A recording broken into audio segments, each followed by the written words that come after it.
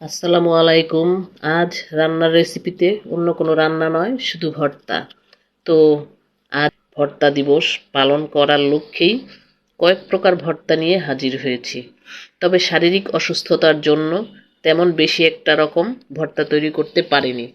আজ ভর্তা দিবসের ভর্তায় আছে কই মাছ ভেজে ভর্তা, বাঁধাকপি ভর্তা এবং লাউয়ের খোসা ভর্তা।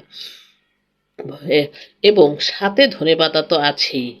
প্রতিটি ভর্তায় অন্যরকম একটা স্বাদ এনে দেয় এই ধনেপাতা।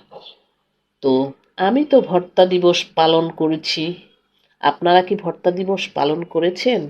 না করলে আজই পালন করুন। পরিবারের সবার সাথে ভর্তা খান এবং ভর্তা দিবস পালনে উৎসাহিত করুন সবাইকে। আজ এ পর্যন্তই। ভিডিওটি ভালো লাগলে লাইক, কমেন্ট এবং শেয়ার করে পাশেই থাকবেন। তো শুভ ভোক্তা দিবস। আল্লাহ হাফেজ।